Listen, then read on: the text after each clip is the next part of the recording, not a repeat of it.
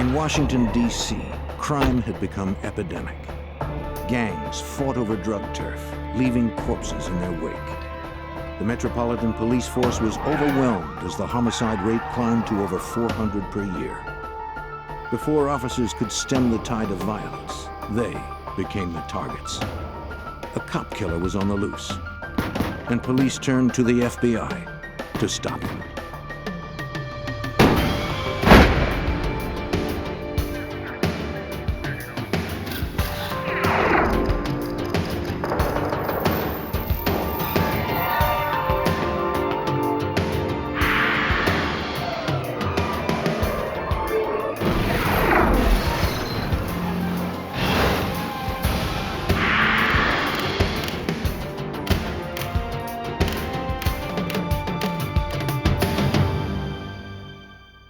In 1995, our nation's capital was also our nation's murder capital.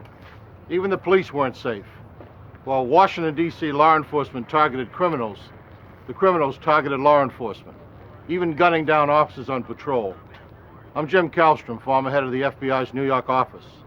As the death toll mounted, D.C. police called upon the FBI for help. The hunt was on to find a cop killer and to bring order to a town in trouble. But things would only get worse before they got better. On January 10th, 1995, at a fast food restaurant in northwest Washington, D.C., Metropolitan Police Officer Vance Warren was taking a dinner break while working part-time security.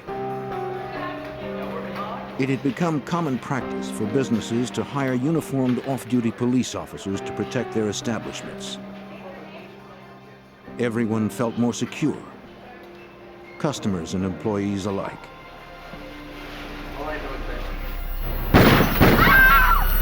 No one inside saw the dark figure retreat into the shadows. 2 bullets grazed the back of the officer's neck. He peered out into the darkness looking for the shooter, then radioed for assistance. We got shots fired. He didn't know where the shots came from, or if the gunman was still out there, waiting to strike again. Responding officers raced to the scene, but the gunman was nowhere in sight.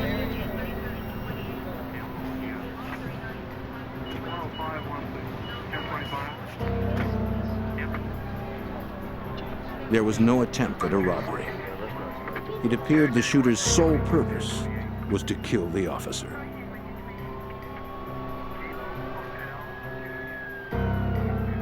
From witness accounts, police believe the shooter acted alone. The forensic team recovered 2 .32 caliber slugs from inside the restaurant. No shell casings were found at the scene. Though Officer Vance Warren survived the shooting with only minor injuries, others weren't so lucky. Less than 2 months earlier, on November 22nd, a gang member walked into the District of Columbia's police headquarters with a gun and began firing. In an instant, the police sergeant and 2 federal agents were dead. The 4th was critically wounded. With no chance for escape, the killer turned the gun on himself. Police couldn't help but suspect the shootings were somehow connected, even though there was no evidence linking the attack on Officer Warren to the shooting at police headquarters. The attempted murder of the officer seemed like one more incident in an escalating war over drugs and turf. Metropolitan Police were overwhelmed with the level of violence and the crushing caseloads. With at least 1 murder occurring each day, homicide detectives couldn't keep up. For Detective Loren Ledman and his colleagues, their city was under siege. We rode the wave of the crack epidemic that came in. It paid a heavy toll on our citizens in the murder rate. We had a serious amount of cases. We had a lot of violence. We escalated to the position of being, per capita, one of the worst in the nation. It was about to get even worse. On January 17th, a few blocks from the White House, Metropolitan Police Officer Eric Hayes was in his patrol car. A taxicab double parked on the opposite side of the street. While the officer filled out paperwork, a man approached his cruiser.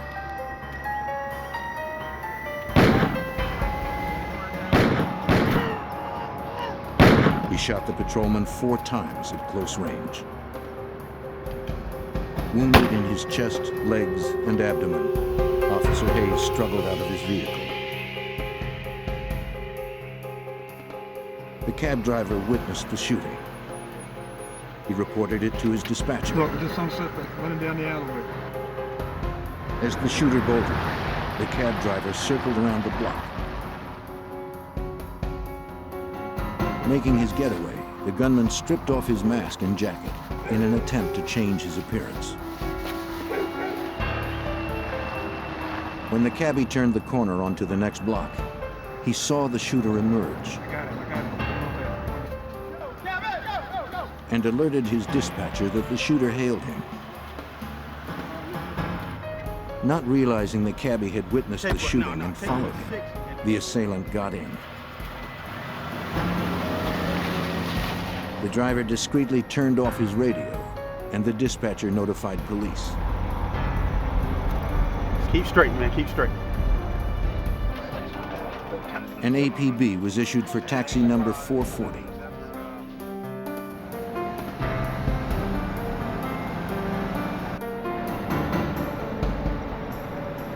The driver tried to remain calm, hoping police would find his car.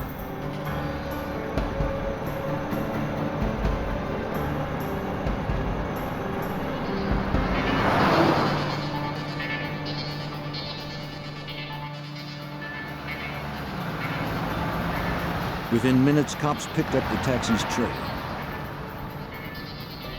The gunman barked a new address and told him to keep driving. In an instant, the driver slammed on the brakes.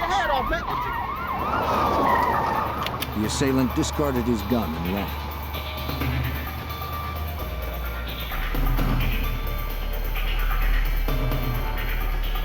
He evaded the pursuing officers.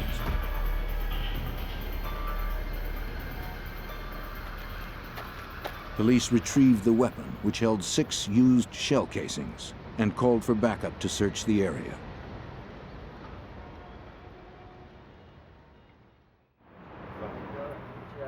At the crime scene, Officer Hayes fought for his life. He survived emergency surgery where doctors removed 4 .32 caliber slugs.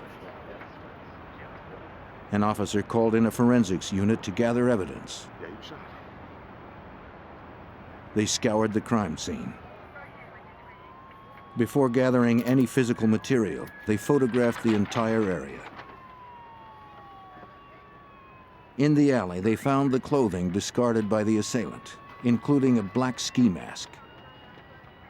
They hoped clues revealed in the lab could lead to the shooter's identity. Fearing another blindside attack, the police chief ordered all officers to patrol with a partner and called in the FBI for assistance. Special Agent Jay Abbott was assigned the case. But what had happened up to that point led us to believe that, my God, we may be dealing with some sort of gang in D.C. that's just decided to take it upon themselves to declare war on the police and just start trying to kill police. Metropolitan Police fought back with forensics. They sent all physical evidence gathered from the crime scenes to the FBI laboratory, one of the foremost forensics labs in the world. Clothing recovered from the most recent shooting was forwarded to the Hair and Fiber Unit. This unit works 2,500 cases a year from around the country. The D.C. cop shooting case was given top priority.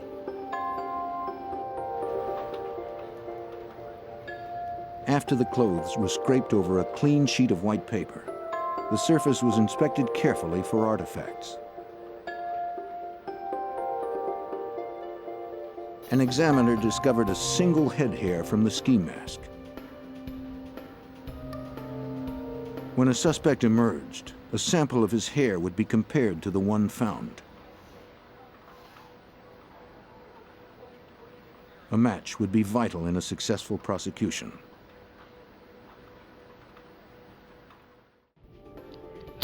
The gun, the casings, and the recovered slugs were sent to the FBI's Firearms and Tool Marks Unit.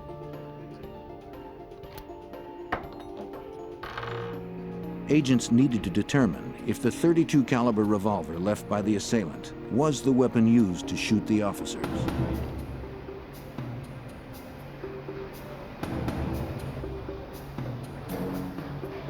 Every gun possesses distinct spiral grooves inside its barrel. When a bullet is fired, those grooves leave an imprint on the projectile.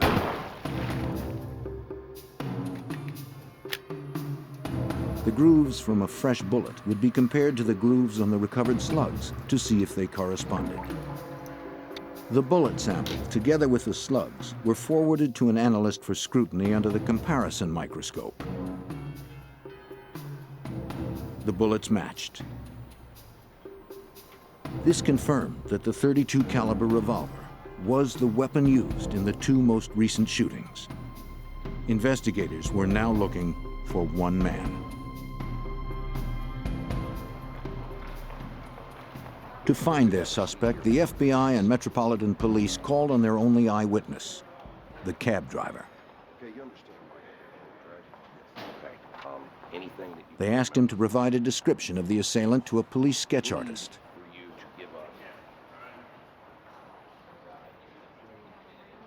The cabbie described an African-American man with a medium complexion and square jaw. The most distinguishing feature he remembered was that the gunman wore braces on his teeth.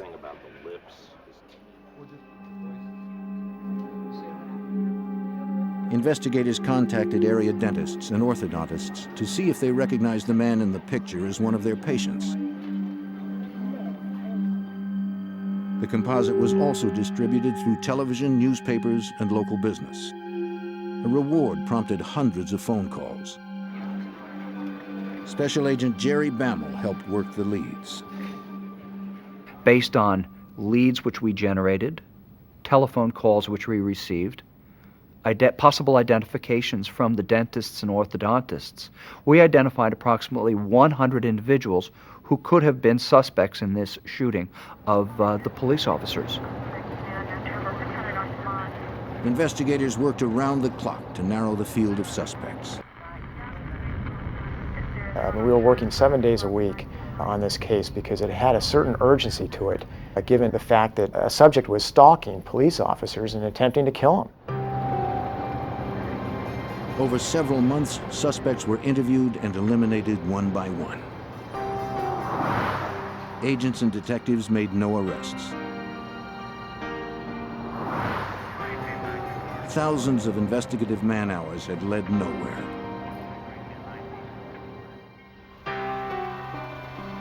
Then, on April 26th, Officer John Novobilski of the Prince George's County, Maryland Police was hired to guard a liquor store in nearby Landover, a suburb of the District of Columbia. A masked gunman approached and fired at close range. He unloaded 16 rounds. The policeman never had a chance. Then he took the downed officer's 9mm pistol. From a nearby corner, a witness heard the shooting and called for help. But it would come too late. Officer Novobilski died instantly. Maryland police secured the area and interviewed the witness. There was no apparent motive, no warning, and the victim was a cop. The pattern seemed to match the two shootings in Washington. There was tremendous similarities between the killing of Sergeant John Novobilski and the wounding of our two police officers here in Washington, D.C., in that an individual walked up to a seated police officer and without provocation opened fire and shot the officer. 5 months had passed since the first officer was shot. Agents were no closer to finding their suspect, and now he was wanted for murder. Washington police and FBI agents scoured the streets looking for the assailant who had wounded 2 of their colleagues. As they continued to hunt, Maryland police made an arrest for the murder of their officer. There was no evidence linking the Maryland suspect to the 2 attacks on D.C. police. Special Agent Jay Abbott believed the D.C. attacker was still at large and could strike again at any moment. But we felt this person was probably going to try to kill another police officer somewhere in Washington, D.C. or in the vicinity. And it gave us real pause for concern that we weren't able to follow up any viable leads during that time. On May 18, 1995, while investigators continued their search in Washington, a young Maryland woman arrived at a Prince George's County precinct.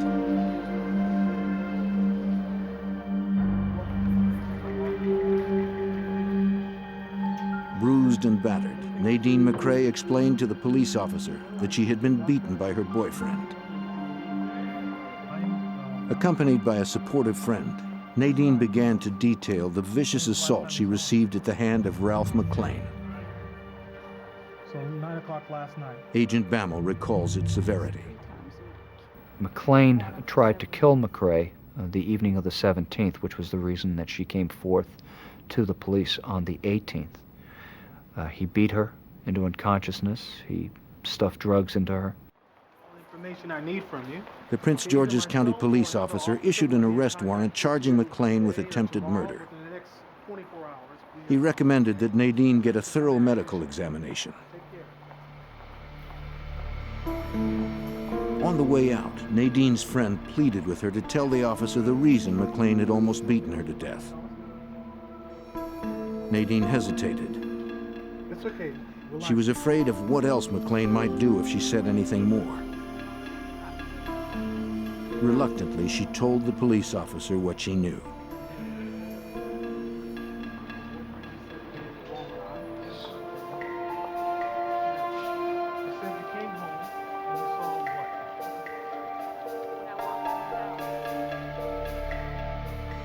The night the sketch of the suspect appeared on the television news 3 months before, she was surprised to see McClain prying the braces off his teeth.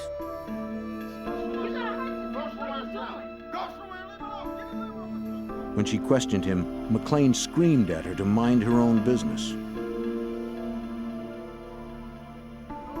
According to Nadine, her boyfriend, Ralph McClain, was not only responsible for the shootings in Washington, he was also a cop killer. Her boyfriend had advised her that they had the wrong person for the shooting that occurred in Landover, Maryland with Officer Novobilski. She provided the break that agents were looking for. Okay, Nadine, I'm going to call another detective who's handling this. Nadine McCrae, so reluctant to speak at first, knew that now there was no going back. I think she realized how dangerous the person was and was very willing to cooperate with us. Because I think at that point she also realized that her own life was in danger now, having revealed her knowledge of the subject. Agents entered Ralph McClain's name into the NCIC, the National Crime Information Center, to find out if their suspect had any prior convictions. For Agent Bammel, the database revealed that McClain was no stranger to crime. He had a long history of criminal activity here in Washington, D.C., totaling over 20 arrests. Those arrests were for some petty crimes, shoplifting, but they did escalate to assault on police officer, drug distribution type charges also. Investigators secured a search warrant for McClain's apartment.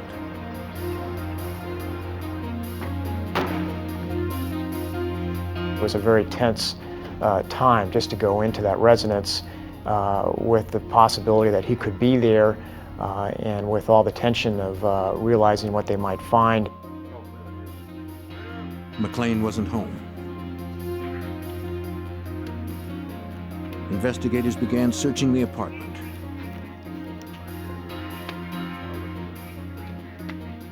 Survivalist magazines, weapons manuals, and how-to guides for terrorist operations were strewn everywhere.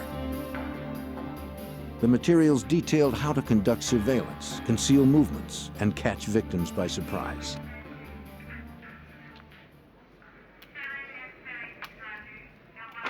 Detective. In the living room, the forensic team uncovered a black ski mask similar to the one found at the second shooting. Yeah, that fits the description too. They also discovered 9mm cartridges, the same type used in the assault that killed the Maryland officer.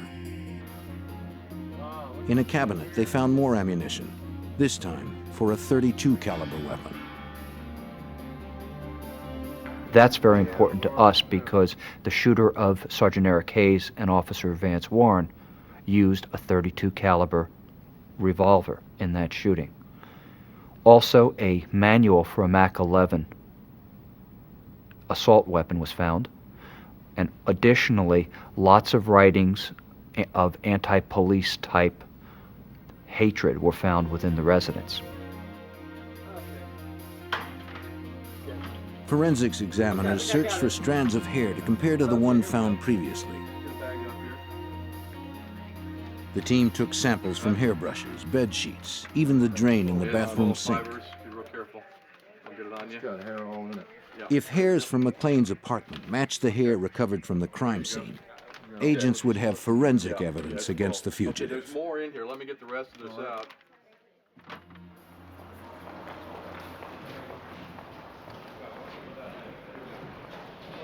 Armed with a photograph of a suspect, detectives called on the cab driver. They asked him to look at a photo lineup to see if he could identify McLean as the man who shot Officer Hayes.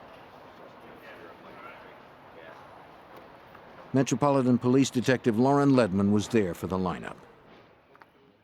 The cab driver had always told us that if you ever, show me a picture of the guy, I will recognize him. You hear that, right? But I mean, he said it with a lot of passion. Investigators handed photos to the witness one at a time.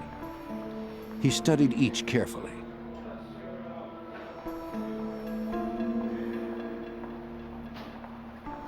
When he was handed the fourth photo, the whole terrifying incident came flooding back. He was staring into the face of Ralph McLean. He was talking to the picture as if Ralph McLean was there. He was talking to him through the picture. It was the best identification I've ever seen. I mean, he's screaming at this picture. Investigators now had two witnesses who pointed to Ralph McLean as the cop killer. Science would be the third witness. At the FBI labs, examiners matched the hair samples retrieved from McLean's apartment to the hair recovered earlier from the clothing found at the Officer Hayes shooting. It was the critical piece investigators needed to secure an arrest warrant for Ralph McLean. At that point, we were armed with some very serious evidence. We had the girlfriend with the admission, we had hairs, and we drafted an affidavit for signature for a Superior Court judge, and in the middle of the night, we went out and we obtained that warrant. But first, they had to find McLean. Investigators canvassed all of his known haunts.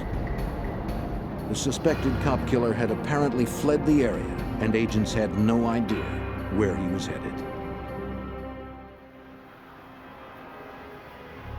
Ralph McLean was wanted for shooting 3 police officers in and around Washington, D.C., killing 1. A month had passed since the last shooting, and investigators had no clues to his whereabouts.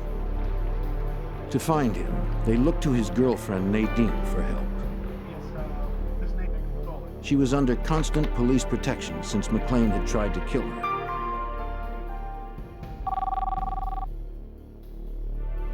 Nadine spoke with McLean through his cell phone.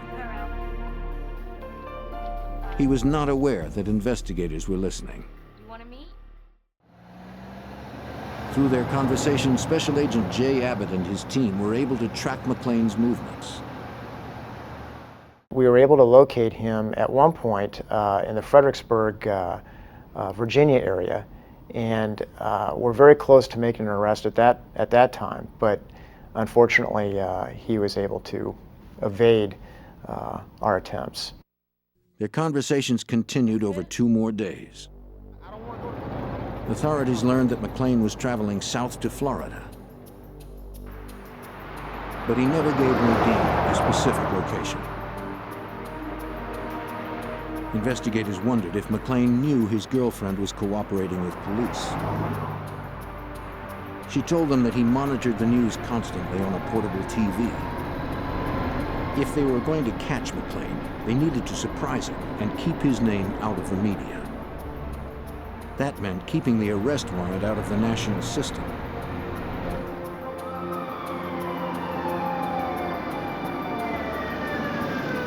In South Carolina, that decision would work against them when a highway patrolman pulled him over for a moving violation.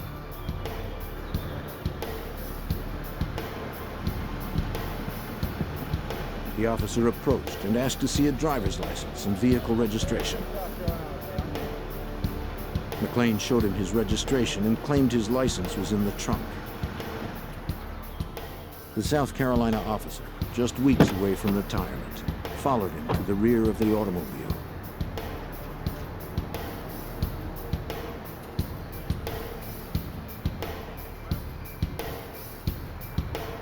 McLean rifled through his belongings and pulled out his license. The officer told McLean to return to his vehicle while he called in to see if he had any outstanding moving violations.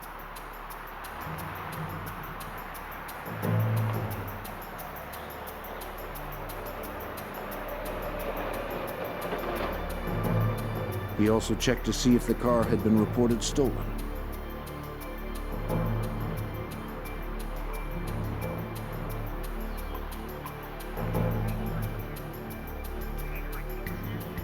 Records indicated that it was legally registered to Ralph McLean.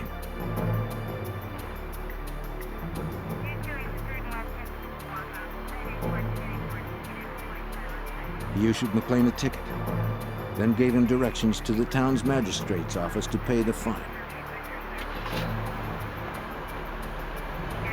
The officer survived the incident, but authorities had missed an opportunity to capture the cop killer. Back in Washington, Detective Lauren Ledman looked for a way to lure him back to the area. We were faced with somebody that was mentally unstable, that was out actively shooting police officers. We were kind of at his mercy because he was calling the shots. And the key was we needed to get him nailed down in a location where we could surround him. Investigators once again depended on Nadine's help.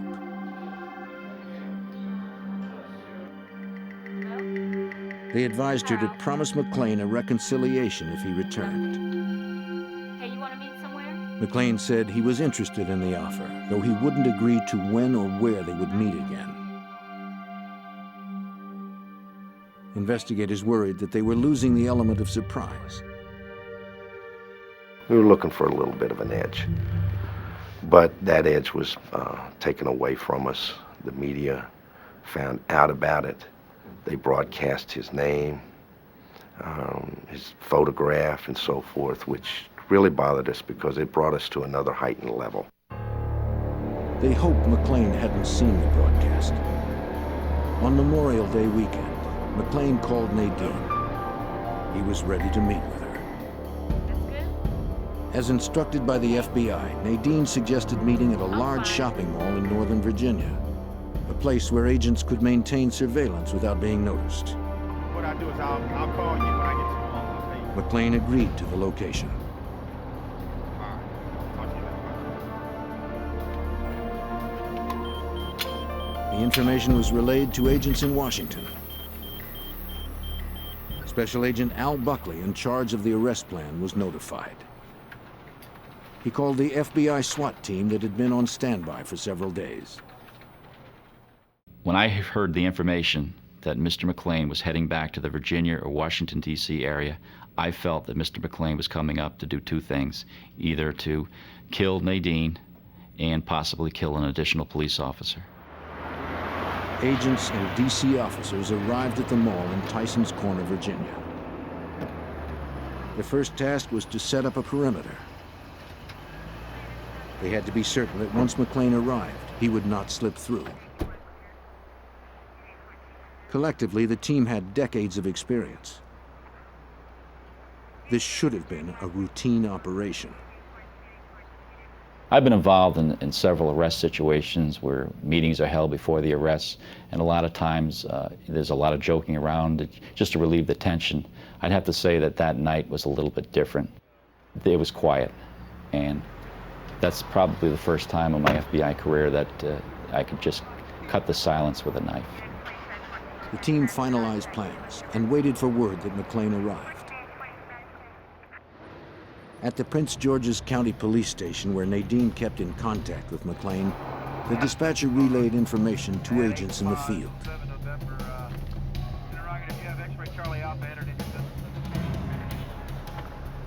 Agent Buckley got the call. McClain had changed the rendezvous location.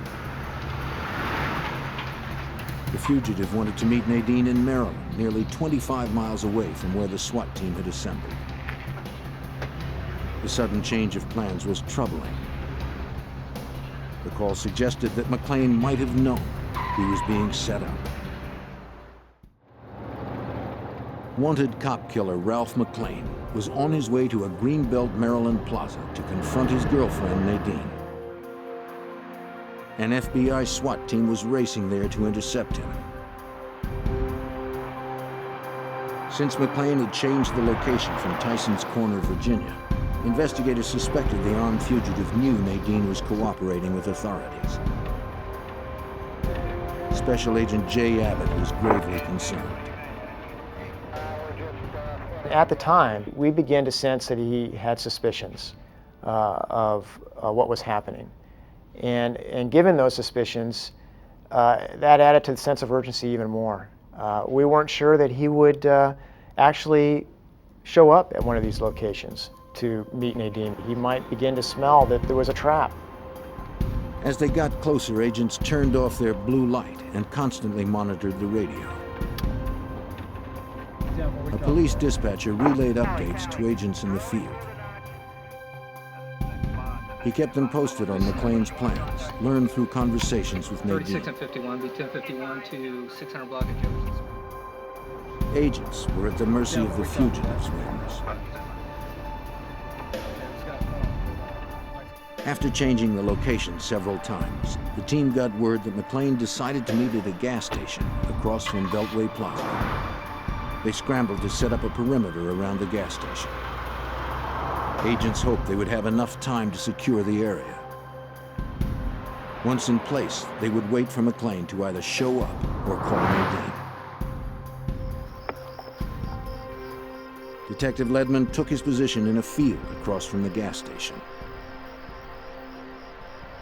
He believed McClain would show up to see Nadine despite suspicions of a trap. We didn't even know if he even really wanted to meet her. We just felt that he was just trying to get in shooting range of her to kill her. Why? Because she was the only ear witness to this shooting of this police officer. As the team continued to assemble, Nadine remained at police headquarters on the cell phone with McClain.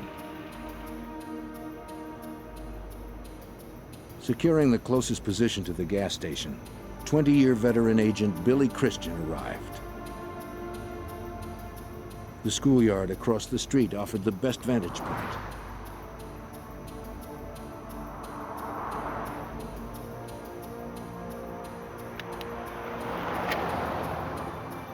If McClain appeared, Agent Christian would be the first to see him.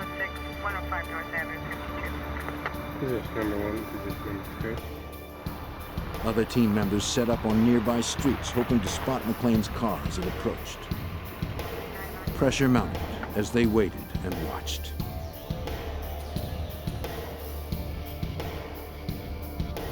It was very tense. Al Buckley and I were sitting in a vehicle together just a couple hundred yards away, trying to direct the activity of a number of people. And it was very tense. I remember saying to him when we were in the car, I just hope that we can get him without anybody getting hurt. Finally, the team was notified that the suspect had called Nadine. He complained that he didn't see her at the gas station.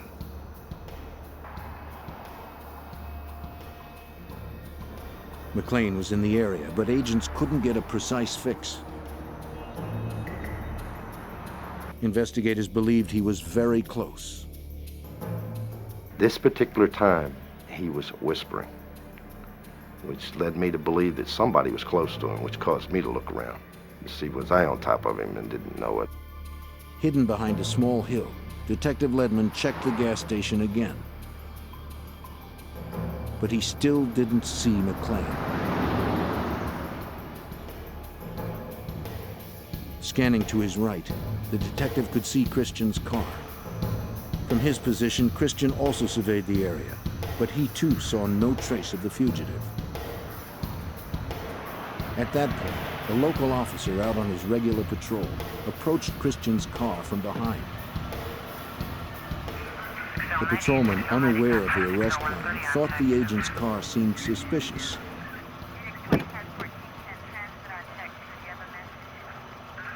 Bill Christian, to his credit, realized and recognized the danger that the officer was in and exited his vehicle, walked to the vehicle, and showed him his credentials. That action probably identified Bill Christian to Ralph McClain as a law enforcement person.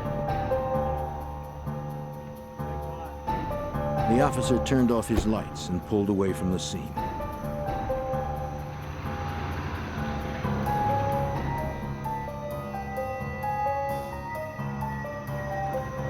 Christian resumed his surveillance.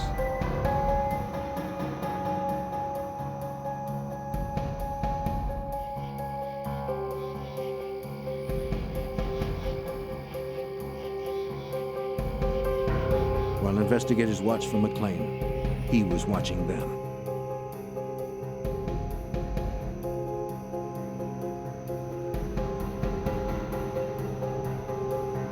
The element of surprise and the tactical advantage was McClain's. Well camouflaged in dark clothes, he surveyed the car where Agent Christian sat waiting and watching.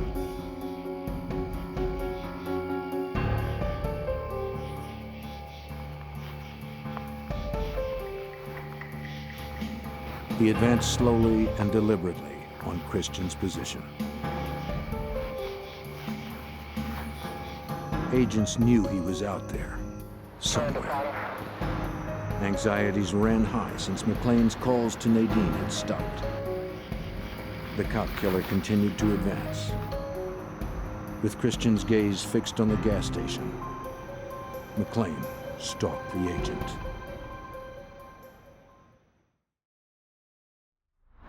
FBI agents and D.C. detectives surrounded a gas station in Greenbelt, Maryland, waiting for cop killer Ralph McClain to show himself. The arrest team knew he was close, but they didn't know where.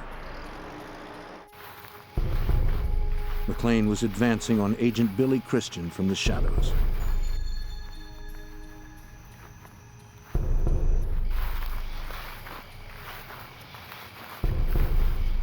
Christian heard something, turned to look, but saw nothing.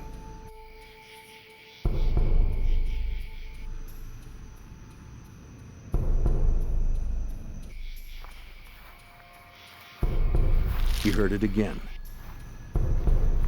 glanced around, but no one was there. McClain's low profile hid him below the agent's line of sight.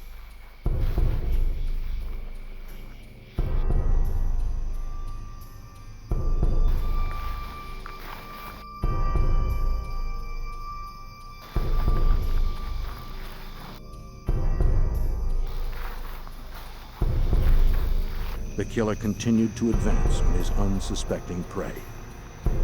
Rising just beyond the agent's line of sight, McClain lifted his Mac 11 machine gun and aimed it at Christian.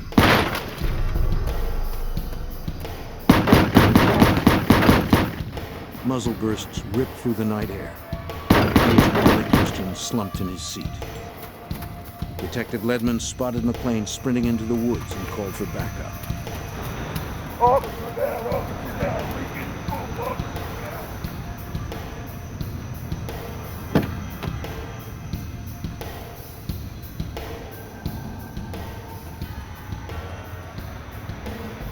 The detective pulled the bleeding agent from the car, laid him flat, and made a second call for assistance.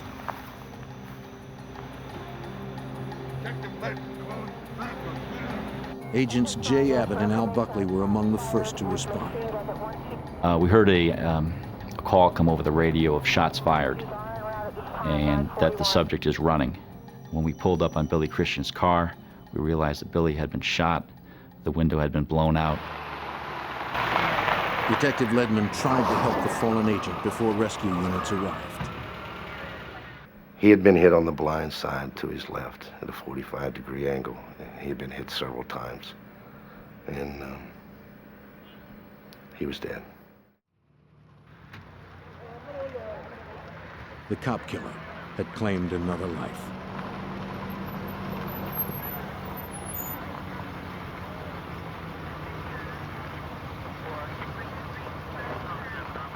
This person had just killed a colleague, not just a colleague, but a good friend, a mentor to some of us. He had been around for a long time, a 20-year agent. And to have this happen was enraging. Units from several jurisdictions responded instantly. A Prince George's County officer arrived with a police dog and started to hunt for McLean in the dark.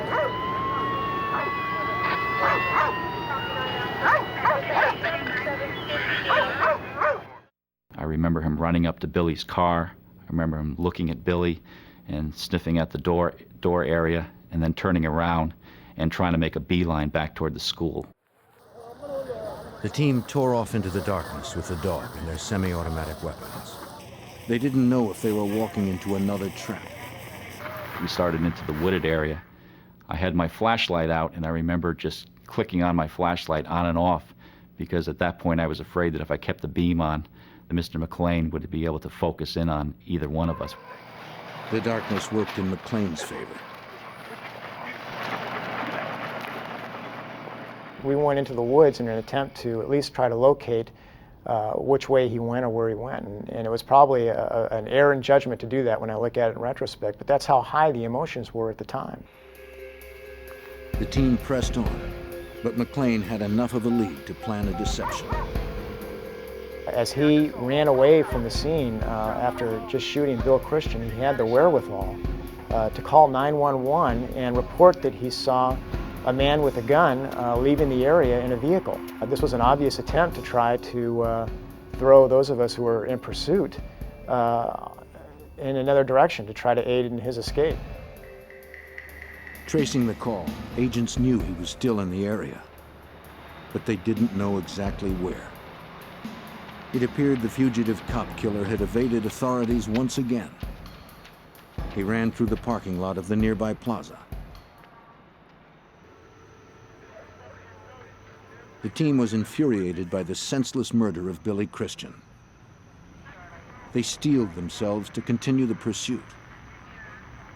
Agents and local investigators alike vowed to stop the cop killer before he killed again. Anger was probably the biggest feeling that I had that night. Frustration.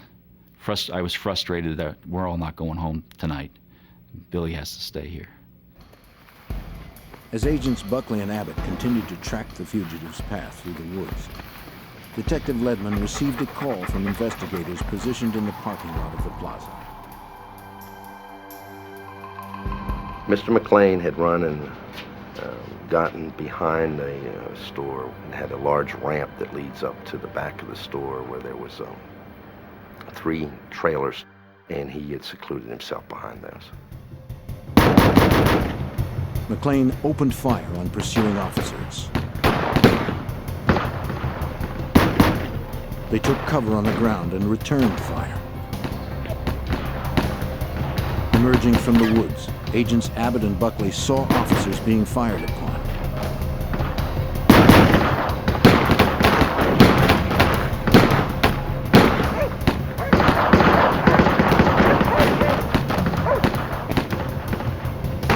They pulled their guns and joined in the fight. McLean was dug in and well armed. Officers were pinned down.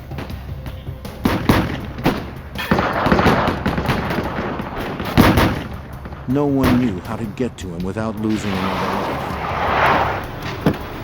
FBI SWAT team member Jerry Bammel arrived on the scene.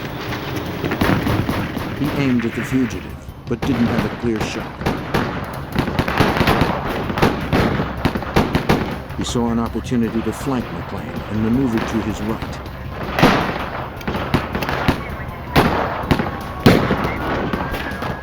While police and agents traded fire with the cop killer, Bammel remained hidden from McClane.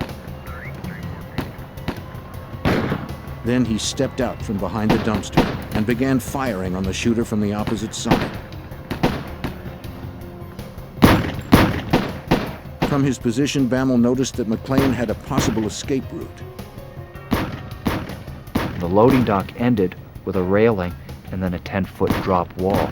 And I realized that McClane could conceivably get over that wall and flee into the lower parking area where there were no agents or officers at the time. Bammel blocked McClane's exit with gunfire. Now McClane was receiving fire from two different positions.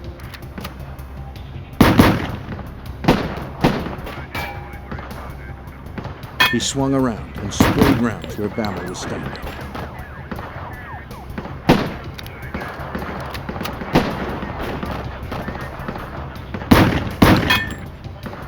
The agent returned fire. McClane was hit. Agents and officers continued firing. McClane fired one more round. Then there was silence. I waited a moment, and then there was a call out, something like, "He's down, he's down." Bammel hesitated before advancing on McClane's position to be sure this wasn't another trick. While officers and agents waited in the lot with guns at the ready, Agent Bammel made his way alongside the trailer, approaching the motionless figure. Another agent advanced on the opposite side. As they moved in, an officer yelled from the darkness that he saw movement. He was going to fire two more rounds towards McClane. As soon as he yelled that, I yelled, "Don't shoot, don't shoot, don't shoot," because I was immediately concerned of the fact that we had placed ourselves into a deadly crossfire situation.